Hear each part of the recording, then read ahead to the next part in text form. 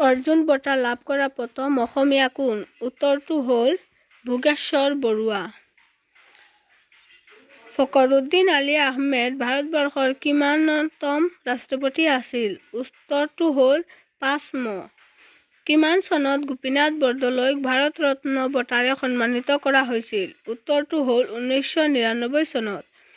অসমৰ পৰা কোনে প্ৰথমে ভাৰতবৰ্ষৰ নিৰ্বাচনী আয়ুক্ত ৰূপে নিযুক্ত হৈছিল? উত্তৰটো হ'ল হৰিশংকৰ বক্স। অসমৰ কাক লায়ন মেন অফ আছাম বুলি জনা যায়? উত্তৰটো হ'ল ৰাধা গোবিন্দ বৰুৱা।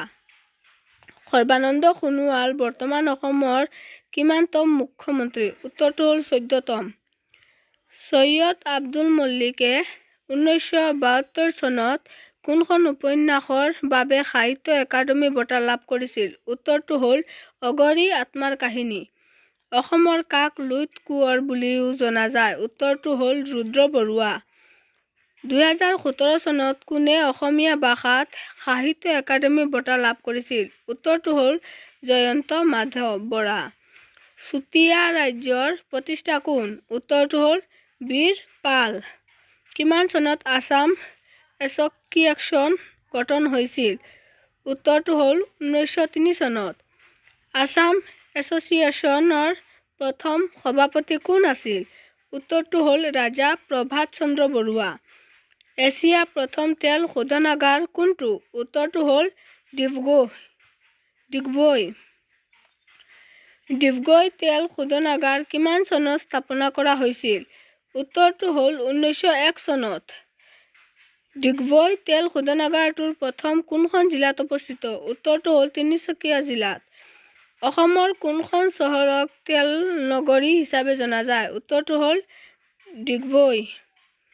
অসমৰ প্ৰথম মহিলা মুখ্যমন্ত্ৰী কোন আছিল? উত্তৰটো হ'ল আনোৱাৰা তাইমুৰ। অসমৰ জাতীয় পক্ষী কি? উত্তৰটো হ'ল দেশহাঁহ। অসমৰ গদ্য সাহিত্যৰ জনকজনৰ নাম কি? উত্তৰটো হ'ল ভট্টদেৱ। ভট্টদেৱৰ সম্পূৰ্ণ নামটো কি? উত্তৰটো হ'ল বৈকুণ্ঠনাথ ভাগৱত ভট্টাচাৰ্য। অসমৰ কোনখন জিলাত শ্ৰী সূৰ্য পাহাৰ অৱস্থিত? উত্তৰটো হ'ল গোৱালপাৰা জিলাত। অসমৰ আটাইতকৈ ওখ পৰ্বতমালা কি? উত্তৰটো হ'ল বৰাইল পৰ্বত। অসমৰ মুঠ কেইখন বিশ্ব ঐতিহ্য ক্ষেত্ৰ আছে? উত্তৰটো হ'ল ২খন।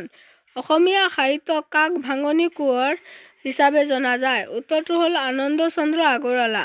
অসমীয়া সাহিত্যিক কাক উপন্যাস সম্ৰাট বুলি জনা যায়? উত্তৰটো হ'ল ৰজনীকান্ত বৰদলৈ। অসমীয়া সাহিত্যত কাক বিহগী কবি বুলি জনা যায়? উত্তৰটো হ'ল ৰঘুনাথ চৌধুৰী। লক্ষ্মীনাথ বেজবৰুৱাৰ আত্মজীৱনীখনৰ নাম কি? উত্তৰটো হ'ল মোৰ জীৱন সোৱৰণ। লক্ষ্মীনাথ বেজবৰুৱাৰ একমাত্ৰ কবিতা পুথিখনৰ নাম কি? উত্তৰটো হ'ল কদমকলি। লক্ষ্মীনাথ বেজবৰুৱাৰ একমাত্ৰ উপন্যাসখনৰ নাম কি? উত্তৰটো হ'ল পদুম কুঁৱৰী। অসম সাহিত্য সভাৰ প্ৰথম সম্পাদক কোন আছিল? উত্তৰটো হ'ল শৰৎ চন্দ্ৰ গোস্বামী। চাহৰ বৈজ্ঞানিক নাম কি? উত্তৰটো হ'ল কেমেলিয়া চিনেচিন।